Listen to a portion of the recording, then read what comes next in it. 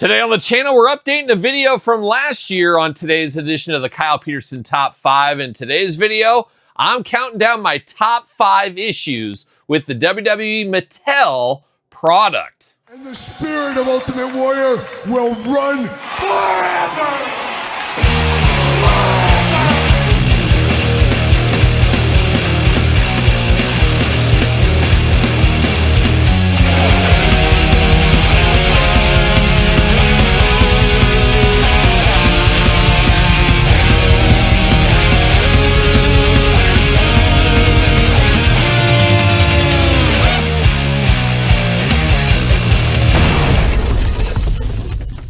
Welcome everyone, Kyle here, back again with another edition of the Kyle Peterson Top 5, a Thursday tradition here on the channel. As every single Thursday, we're doing a top 5 and occasionally a top 10 countdown as we near the end of 2025. What is time?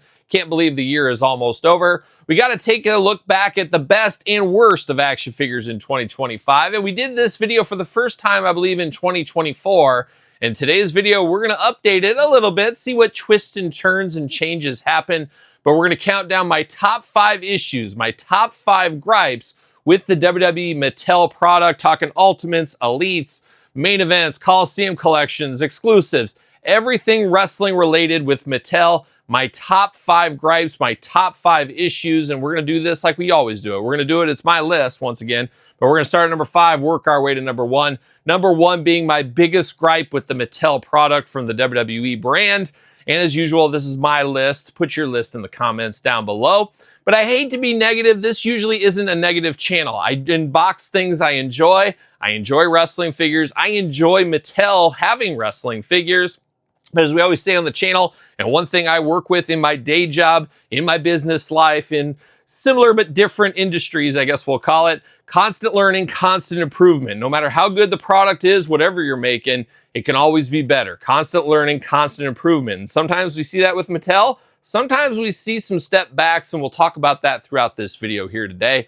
But we got to always start with the positive. Whenever you come at people with negative, be it in your day job, be it YouTube comments, whatever, you always got to start with positives. And Mattel, we're living in a golden era, a golden age. And obviously it's easy to complain. A lot of people like to complain. That's kind of what the internet's for, it seems like, in this day and age. But you should always start with the positive, because take that step back, put your business hat on. I wore it for this episode here. Mattel is giving us some of the greatest wrestling figures of all time. Obviously you're going to have some clunkers. Obviously you're going to have some issues once in a while.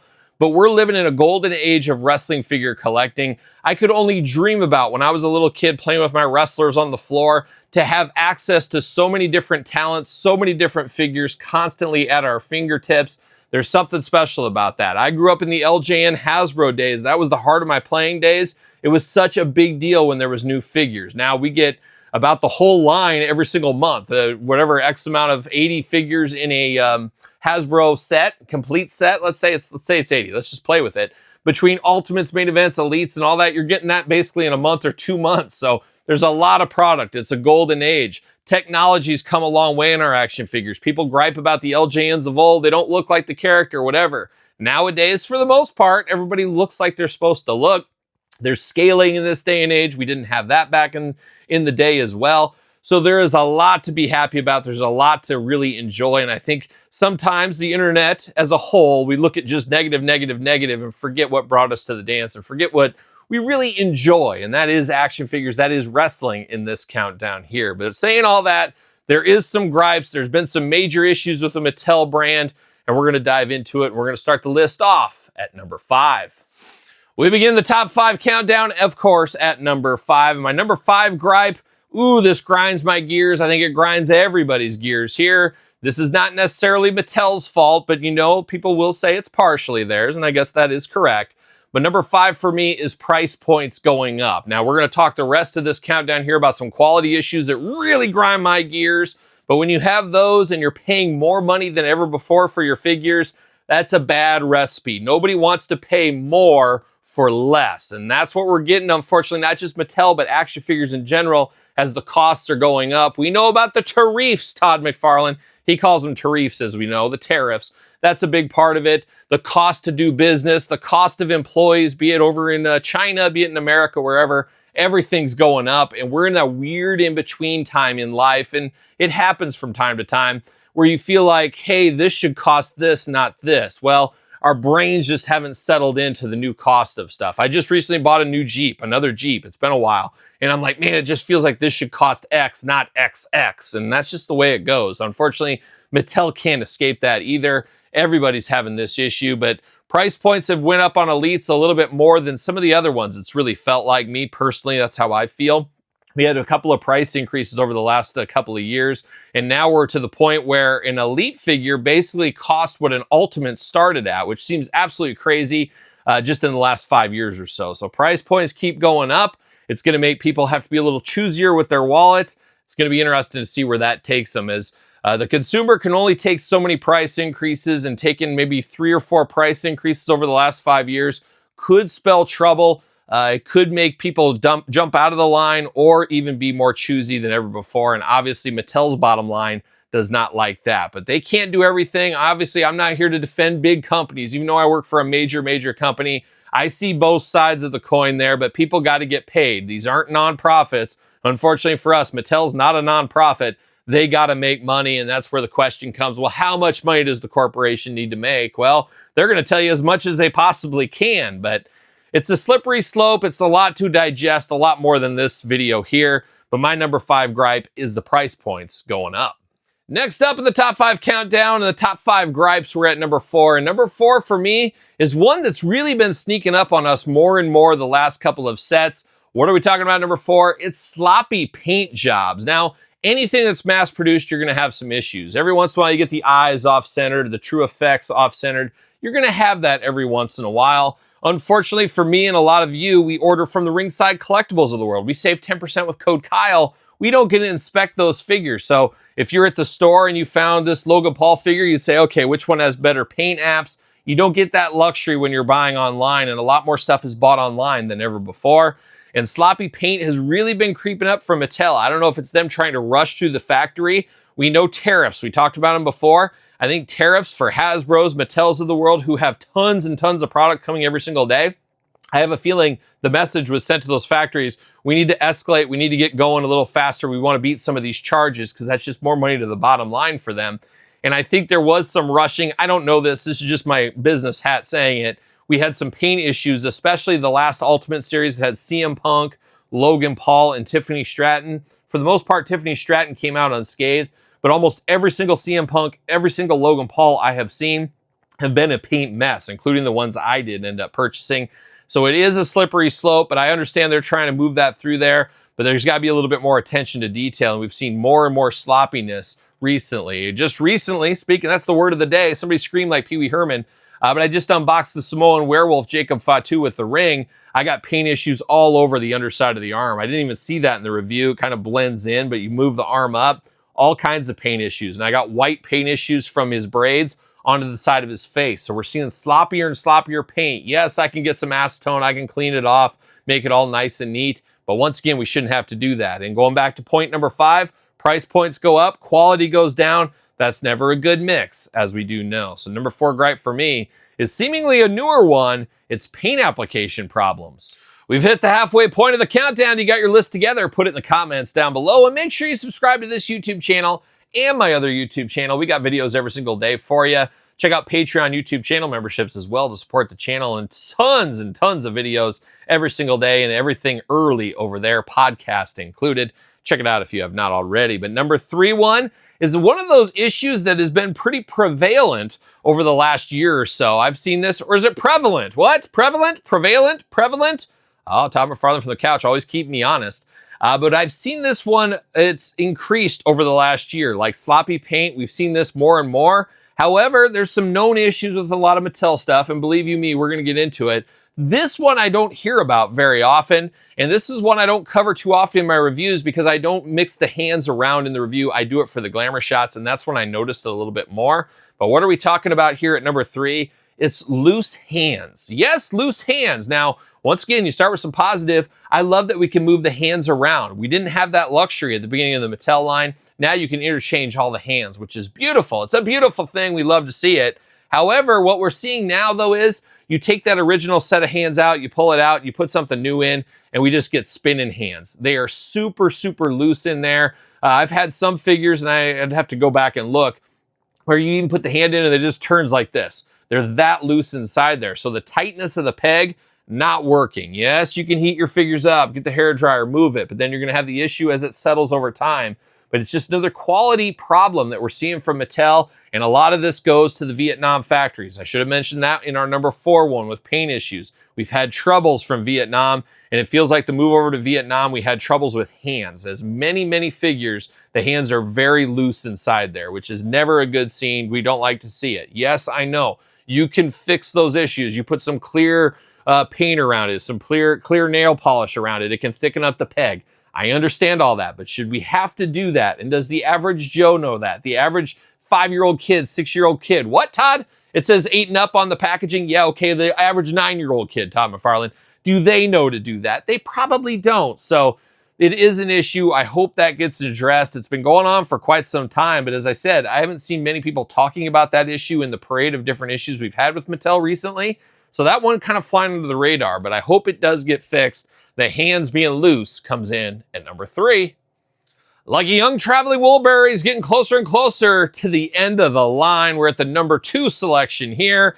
And number 2, we got the business hat on for once again. Number 2 is an interesting one. It's about distribution, but it's actually a problem that seems like it's almost too good to have. It's distribution issues, but it's too much product. Now, let me explain myself here. I talked about it earlier. I referenced it earlier. We're living in a golden time. We're getting a lot of wrestling figures on a big clip between the main events, championship showdowns, ultimate, exclusives, elites, and so forth and so forth. There's a lot of product coming at us all the time. And obviously, you don't have to buy all of it. Heck, you don't have to buy all the lines. You don't even have to say, I'm not a main events, championship showdown guy. I don't got to collect those. I don't get ultimates. I'm just elites. Whatever it may be, pick and choose. It's your money. It's your collection. But I feel like Mattel is sending too much product to us too often.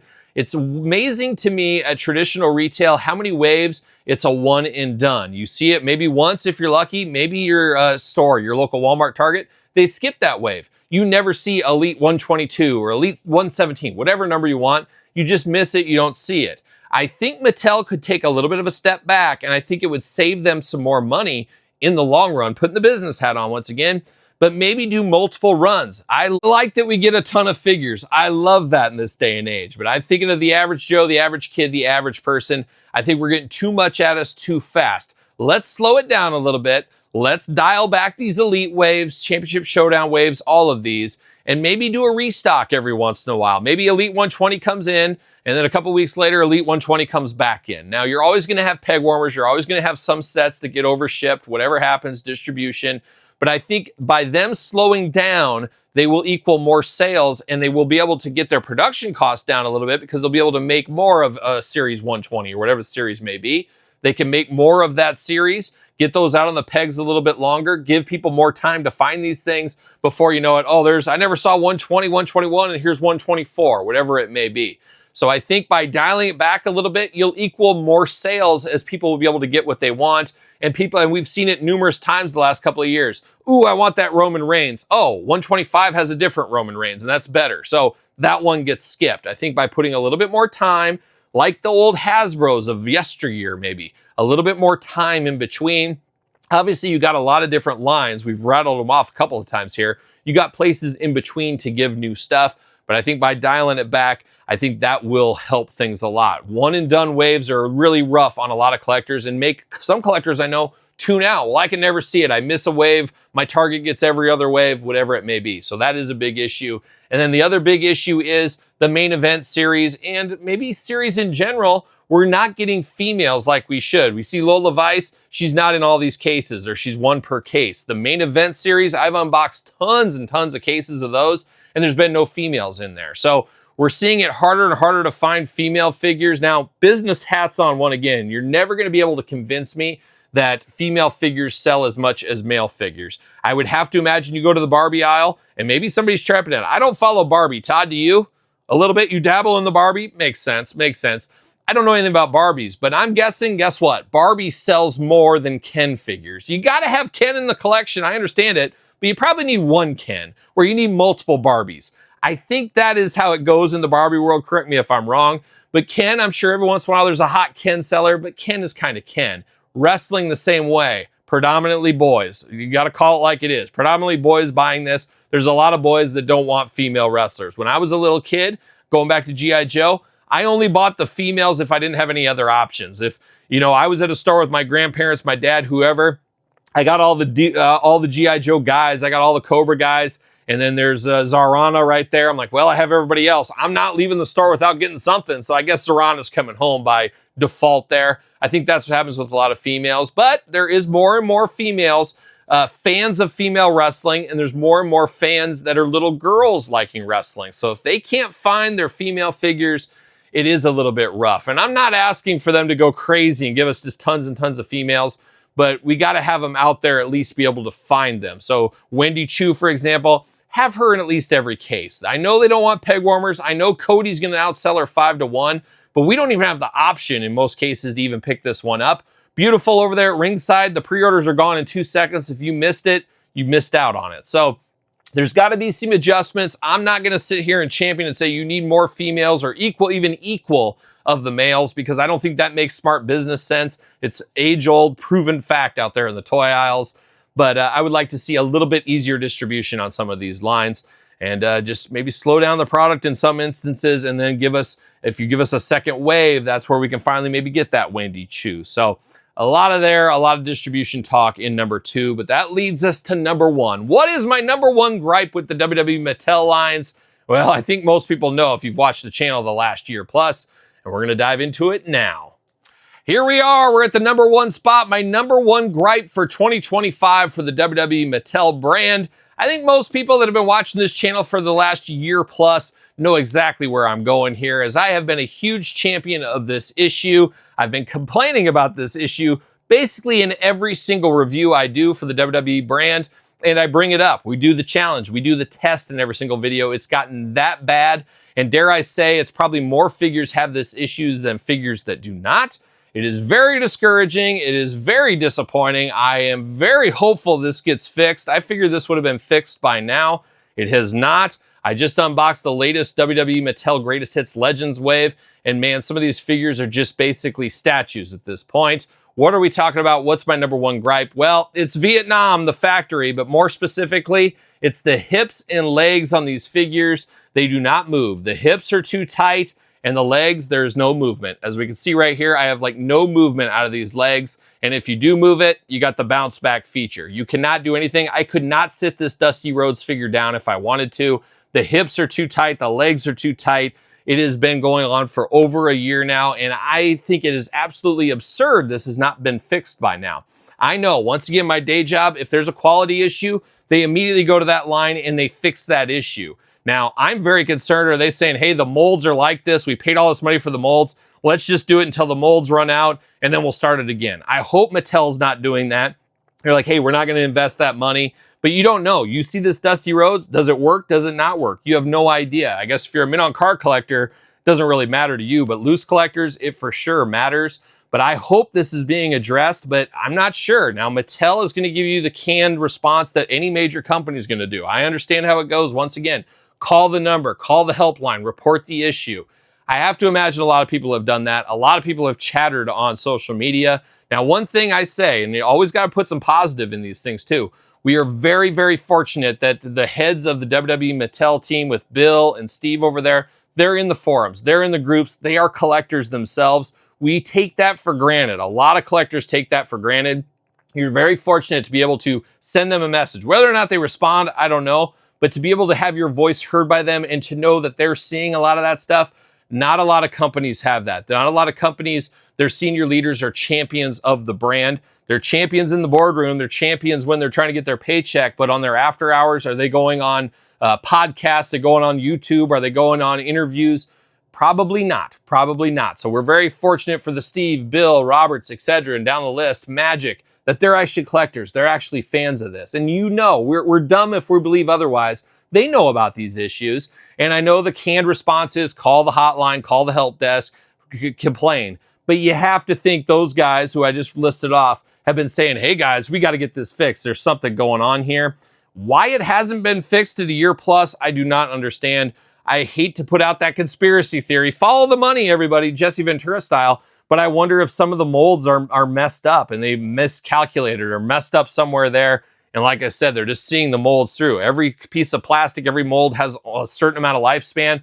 Well, when that lifespan's up, we'll fix it then. I hope that's not the case, but at the end of the day, we got to follow the money, and that's the way it goes at life. We hate to say that, but man, the hips on these things just so tight, makes the figures just basically feel like they're minutes away from breaking at all points, but you can't do anything with them. It's just extremely, extremely disappointing. I was hoping by now, like I said, I've been talking about this for over a year, and we've seen some bright spots. We've had a couple of waves where it was great. No figures had issues. But then we go to a wave like this Greatest Hits one that Dusty's a part of here. Every figure had issues. So the consistency isn't there. Just when you think we're done with it, we're back in worse before. I'm not sure if like these Greatest Hits were made long ago and they've been sitting in a factory to be released. I don't know what the answer is. That's not for me to find out. I don't work for the Mattel Corporation, but I am a consumer. I am a purchaser of their products. I hope they can get this turned around.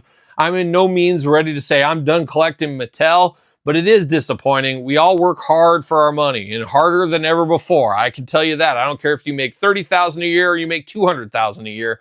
We're working hard for our money. At least I know I am, and you probably are as well. These kind of things can't happen if we're spending our hard-earned money. And it goes back to point number 5. Price goes up, quality goes down. Never a good mix for any business. I don't care if you're action figures, selling hammers, bow and arrows, whatever it may be. It is disappointing. So number 1, far and away, if I could fix anything on this list, it would be the legs and hips. We got to get that fixed. Hopefully in 2026, we say goodbye to that issue. In a year from now, we do this video, I don't have to bring this up again. We'll see what happens. I want to wave that white flag. I want to be done with this. I want to be done with this issue and focus more on the figures. So we'll see. Fingers crossed on that. I will say one thing we didn't see on here. However, we've had a bit of, we'll put an asterisk for it, staining. They seemingly have fixed staining pretty good for Mattel all the way back to SummerSlam Rudegate. Rick Rude's SummerSlam figure years ago. That was the last major staining issue until recently we got the ringside collectible Steve Austin, one with the bloody head, staining on that one. So I'm hopeful staining isn't creeping back into another Mattel problem. We'll stay tuned on that here on the channel the next year. Hopefully that doesn't reappear on the list next year. But there it is, my top 5 gripes for 2025. As I said, a lot of gripes, but a lot of positive. You got to take that step back, and Mattel is doing a lot of great things. We hope they do more good things than bad things in 2026. But that's my list. Put your list in the comments down below. Don't forget to like this video. Don't forget to subscribe to the channel. Turn on the old notification bell. We got videos every single day and then some, including every Thursday, a top 5 and an occasional top 10 list. And we got a plenty of best of lists coming as we close out the year. So make sure you subscribe to both my YouTube channels. Check out YouTube channel memberships, Patreon for even more content. Sir Paul64 on the X, _Kyle_Peterson on Threads, Instagram, TikTok, and The Kyle Peterson Show. Every single Tuesday, it is my podcast on video and audio. And it is also the email, TheKylePetersonShow@gmail.com, if you want to hit me up with something. So for another top 5, this time a negative one, I'm Kyle. See you guys all real soon. Well, are we gonna dance or are we gonna play? See you later!